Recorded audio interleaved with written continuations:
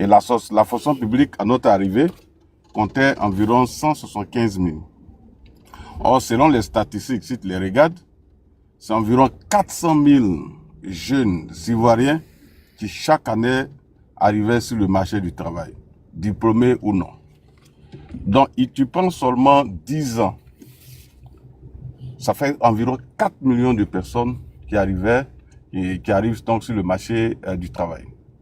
Donc, quand vous avez accumulé un tel retard en 15 ans, frère, si on est honnête et on est sérieux, on ne peut pas espérer le miracle. Parce qu'aujourd'hui, nous avons un stock de jeunes à traiter de 10 millions.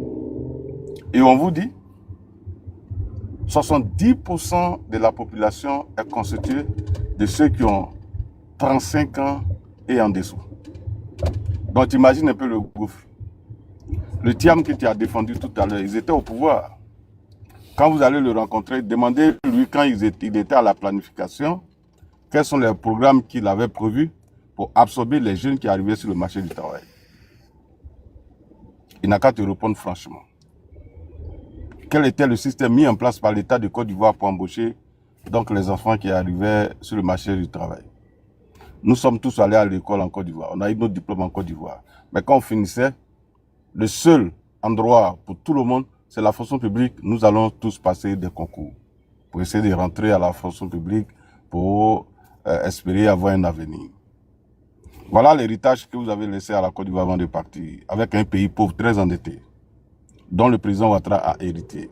Donc quand il prend le pays dans ces conditions, où l'économie est dominée par le secteur agricole, c'est-à-dire le secteur primaire, café, cacao, et qui emploie plus de 90% donc des personnes, qu'est-ce que vous espérez à 15 ans? À 15 ans, vous pensez que le rage du miracle? Non. Voilà pourquoi nous disons, le débat de fond, c'est ça. C'est vrai du fait d'avoir des beaux discours, de se présenter comme un homme neuf et autre. C'est beau. Mais qu'est-ce que vous avez fait avant de partir? Parce qu'il était au gouvernement. Il était en charge de la planification et du développement de la Côte d'Ivoire. Je crois qu'on nous dit que c'est le père dans des 12 chantiers de l'éléphant d'Afrique. Regardez dans ces 12 chantiers de l'éléphant d'Afrique, quel était le volet qui pouvait impacter la jeunesse ou le capital humain. Il n'y en a pas. D'ailleurs, c'était des projets qui concernaient à 98% le Grand Abidjan. Le seul projet qui sortait donc d'Abidjan, c'était l'autoroute Saint-Grobo et Yamoussoukro. En dehors de ça, il n'y avait plus rien. Donc vraiment, c'est bien beau de venir accuser les gens. Mais à un moment donné, il faut que vous dites aux Ivoiriens, qu'est-ce que vous avez fait quand on vous a donné la chance d'être au pouvoir. Aujourd'hui, vous voulez venir au pouvoir, mais on va vous demander ce que vous avez fait avant de partir pour s'espérer faire mieux que ce qui a été fait aujourd'hui. Aujourd'hui, le président Ouattara est le seul qui a diversifié notre économie avec la création d'entreprises grâce à l'attractivité qu'il a mise en place et qui a permis. Aujourd'hui, vous vous plaignez que non, l'économie est dominée par les multinationales, les entreprises étrangères. Mais les entreprises étrangères, quand elles s'installent en Côte d'Ivoire, quels sont les travailleurs qu'ils embauchent? Leurs travailleurs, ils vont les prendre dans leur pays d'origine? Tu penses que s'il y a beaucoup plus d'entreprises internationales installées dans notre pays, capables d'embaucher des Ivoiriens, ceux qui n'ont pas de travail et qui vont aller travailler là-bas, vous pensez qu'ils vont pleurer ou bien ils vont en rire? Voilà un peu le véritable problème. Donc pour moi, vos histoires de RLE et autres, là, vraiment, ça ne m'intéresse pas. Moi, je veux des débats de fond. Les débats de fond, c'est que la Côte d'Ivoire n'a pas besoin de mercenaires, elle a besoin d'un homme d'État. Elle a besoin d'un homme d'État qui va travailler avec des projets structurants, non des mensonges du type « je vais vous rendre milliardaire en dollars », alors qu'il y a 54 pays en Afrique, vous ne trouverez aucun pays qui a moins de 100 milliards de dollars. Donc, il y a des milliardaires en francs CFA. Donc, des mensonges de ce type-là, vous pouvez croire à ça, mais les Ivoiriens sérieux ne vont jamais croire à ça. C'est ça qui est le véritable problème. Je vais terminer sur votre RLE parce que je n'ai pas le temps. Vous savez, la malhonnêteté, c'est cela. Vous dites, la loi dit que chaque année, il faut faire la révision de la liste. On est d'accord. Mais quand on a mis en place un chronogramme qui finit en juin, et que la loi aussi dit, pour aller aux élections, il faut que la liste électorale soit affichée 3 mois avant.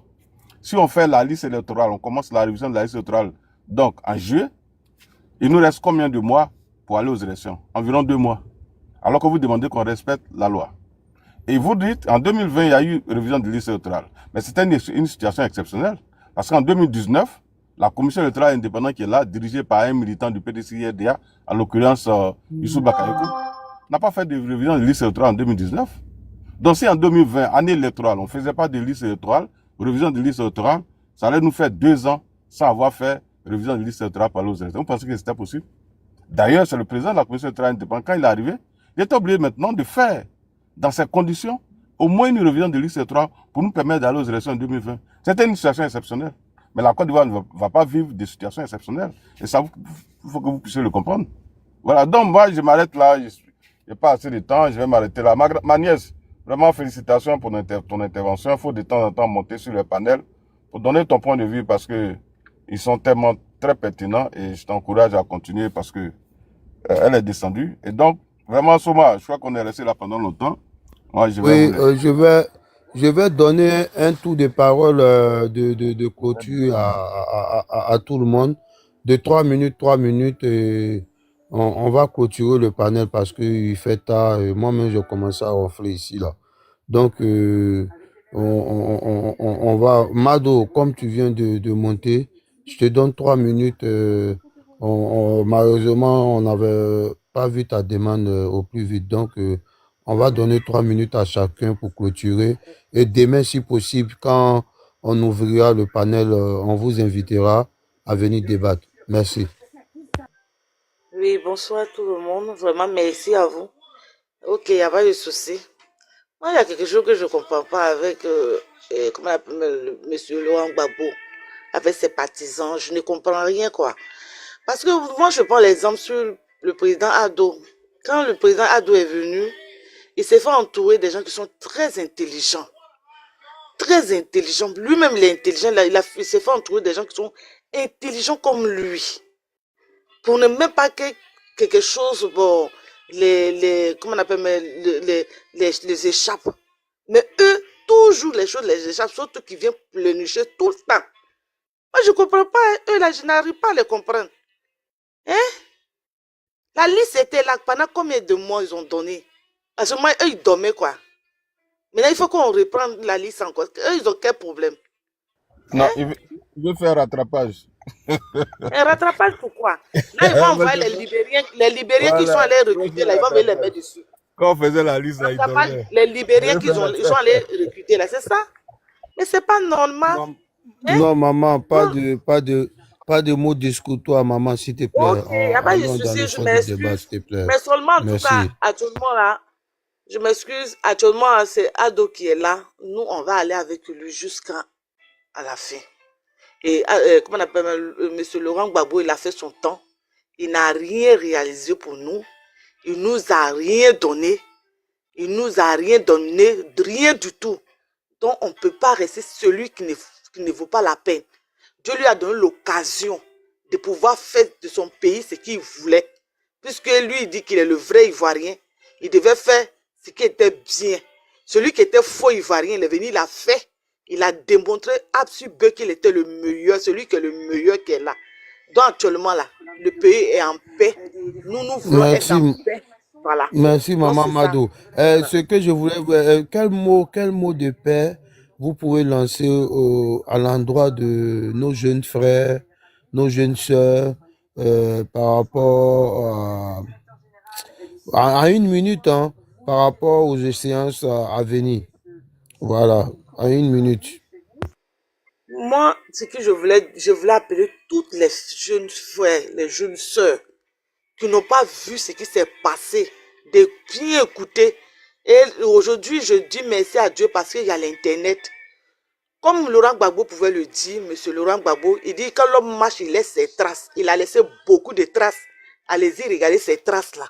Ne faites pas, ne vous laissez pas embobiner dans des trucs et puis perdre votre vie à cause d'une personne.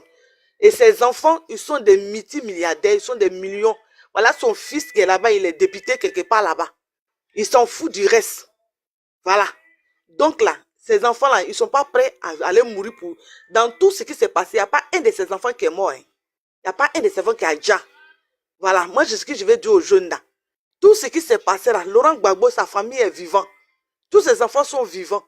Donc, pensez à ça. Et puis, vraiment, en tout cas, prenez une décision. Et puis maintenant, venons. Même si vous ne voulez pas, vous n'aimez pas Ado, mais sachez que, ouais, que cet homme, il est venu donner la paix. Venez derrière lui, on va le voter. On va continuer derrière lui. C'est ce que moi je voulais dire comme mot de paix. Merci N'oubliez pas. beaucoup, merci Voilà. beaucoup. Merci beaucoup. Vous venez quand vous voulez. Quand on ouvre le panel, on va vous inviter. Vous venez quand vous voulez. On va en Ok, débattre. merci. Et le truc pour ça, c'est pour après tout ça, c'est pour vous dire, on est des frères et des sœurs. On a un seul bien, c'est le pays. Donc, après tout ça, demain, on peut se croiser et prendre un café ensemble, que tu sois du PPACI, et du PDCI, du RHDP, tout et tout, ADCI, comme tout, c'est pour la même patrie. Donc, ce que je veux dire aux grands frères, à tous ici, aux grandes sœurs, faut pas qu'on mette les organes. Ne mettez pas trop les organes. Parce que vous voyez, nos politiciens, comme le grand frère Ahmed Bakayoko avait dit, paix à son âme, ils se parlent en coulisses. Donc, faut pas que nous-mêmes, on se mette des organes et après, demain, on est des ennemis pour ne rien. Voilà.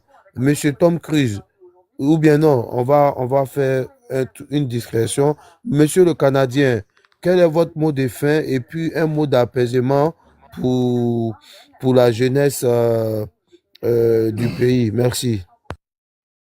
Ok, vraiment merci. Vous voyez, quand on écoute tous les membres du RHDP, on voit qu'il y a la peur. La peur là, c'est de l'écouter. Hein.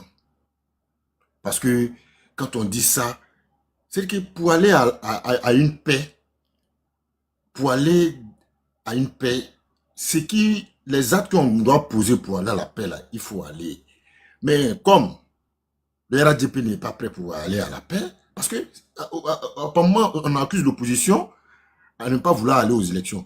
Regarde même, je te dis, Kubier qui est en train de parler, son mandat même de 6 ans finit le 30 septembre 2025. Kubier même ne doit pas organiser les... Mais comme ils ont préparé tout avec Kubier, la soeur qui vient de parler, que oui, les gens... Sinon, le Adjoumani qui a dit ici, devant les... Ils n'ont pas peur d'enrôler les étrangers pour faire l'électorat. C'est ça, tout ça, quand on parle d'audit de la liste électorale, ils ne veulent pas. Parce qu'ils ont mis des gens qui ne doivent pas être sur la liste électorale. Ceux qui ont mis des gens qui ne doivent pas être sur la liste électorale, c'est le RADP. Adjoumani a parlé, c'est une conférence de presse ici. On n'a pas peur d'enrôler les étrangers pour faire notre électorat.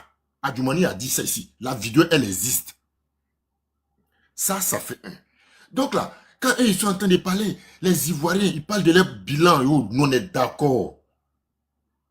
Mettez les règles bien. On va aller vérifier quelque chose. Si votre bilan, là, si ça parle aux Ivoiriens. Si vous avez fait la politique pour les Ivoiriens ou bien pour le truc, on verra la suite. Mais quand on nous dit non, aujourd'hui là, les gens ont co-géré, quand on dit 10 ans, Gbagbo n'a pas fait 10 ans au pouvoir. Le RDR, le MPCI, le MPIGO, tout ce, le PDC, ils ont co-géré le pouvoir avec Laurent Gbagbo. C'est pas Gbagbo seul qui a géré. Le ministère de la Défense, c'était avec qui? Le ministère de la Communication, c'était avec qui? Le RDR. L'agriculture, c'était avec le RDR. L'infrastructure, Patrick Hachi, c'était le RDR. Ils avaient même plus de ministres même dans le gouvernement de Gbagbo même que celui même qui était au pouvoir. Donc là, quand on dit, quand on parle de bilan de Gbagbo, là, Gbagbo n'a pas géré la Côte d'Ivoire pendant 10 ans. Gbagbo a géré la Côte d'Ivoire pendant grand frère canadien, quel est votre mot de fin? Voilà. Pour apaiser, donc, quel est votre mot de fin? Voilà, bon, je viens, non, c'est pour dire quelque chose. Et puis, bon, moi, mon mot de fin, tu sais, c'est... Nous sommes tous des Ivoiriens. C'est comme on a une mère, oui, on a des pères différents. Ça veut dire chacun a son parti politique. Quel que soit Alpha, c'est notre Côte d'Ivoire. Moi, notre souhait, c'est pour que la CEI, parce que notre inquiétude aujourd'hui, ce qui va nous diviser, c'est la CEI, soit neutre, mettre des bonnes règles et que l'élection de 2025, là, quand on quitte là, c'est comme on est quitté un match de football, celui qui a gagné, il fête, celui qui a perdu, il se contente et se prépare encore pour revenir demain. Voilà. Ça ne sert à rien de s'entretuer et autres. Moi, c'est ce qui... J'exhorte toute la jeunesse, pas de violence, mais qui mettent toutes les règles démocratiques nous être unies pour les élections d'octobre 2020, pour ne pas qu'un seul, mais une perte en vie humaine même, soit parmi les élections. Parce que la Côte d'Ivoire, entendu, a un grand carrefour. La Côte d'Ivoire, c'est un grand pays. C'est une plaque tournante en Afrique de l'Ouest et dans le monde en Afrique. Et tout le monde nous envie. Il faut que, c'est vrai, on peut avoir des divergences, mais on a une seule patrie, c'est la Côte d'Ivoire. Rien que la paix et la paix toujours. Merci beaucoup, grand frère. Merci beaucoup, grand frère. Merci beaucoup pour ton message fort. Malgré qu'on est opposé, on a des différentes Non, on peut t'opposer, mais opinions. voilà, Voilà, merci. C'est Voilà. on a même maman, mais on n'a pas même papa. Merci beaucoup, merci. Quand tu scrolles sur TikTok, que tu vois ce panel-là, à tout moment, faites ton invitation, tu viens, Non, on va débattre moi, dans la c'est le courtoisie, il seul n'y a pas de panel, souci. ouais, vraiment, mais j'ai été mais pardon, j'ai pas parti ici, Voilà. je t'ai pas remercié. C'est le seul panel où je suis venu. Canadien, on va aller dormir. Faut laisser ça là. Attends, C'est faut te le calmer, seul- mais tonton Cruz, c'est faut le te seul panel où je suis calmer. venu. RHDP, et puis ils m'ont donné la parole comme il se doit. Non, c'est Vraiment, pas un son- panel, c'est pas un panel RHDP, hein, c'est un panel ADCI de monsieur Assali ADCI. Timoko. Ah Voilà, ouais. voilà. je Mais comprends. moi je suis modérateur RHDP. Voilà. Ici, tout le monde vient, tout le monde vient. Mais Non. il y a un panel RHDP. Si tu veux, on peut t'inviter là-bas. Non, C'est monsieur quand tu Sissi. vas là-bas, là, quand tu Non, commences à non, non, parler non. d'une manière Moi, italienne, je suis modo là-bas. Le jour où on serait, d'accord. faut t'abonner. Abonne-toi à ma page. Abonne-toi à ma page. Je vais m'abonner à ta page. Le jour où on sera en direct, je vais t'inviter. Tu vas venir. Tu seras notre invité spécial. Et tu vas voir comment on va t'accueillir. Là-bas, il n'y a pas, tout le monde vient là-bas. C'est la courtoisie, c'est sans invective. Et on débat Voilà. comme on a Bon, débattu moi aussi, ici, là, tu vois, là, tranquillement. bon, j'ai Voilà, ici, c'est tout. c'est les week-ends un peu, ou bien soit les vendredis. Mais Il comme n'y a même demain, pas de il y a un souci. inventaire dans notre structure, là, sinon c'est les week-ends, j'ai beaucoup de temps. Si, il n'y a Samedi, même pas de dimanche. souci. Le week-end, samedi, dimanche, souvent on est en live. Le jour où tu auras le temps que je vais t'inviter, tu acceptes l'invitation. Et ce que je suis, abonne-toi à ma page et puis Ok, le vraiment, jour il y a un merci. direct, mais ici quand tu scrolles TikTok, que tu vois Sissi ou Lucas, n'hésite pas à monter, on va débattre dans la courtoisie.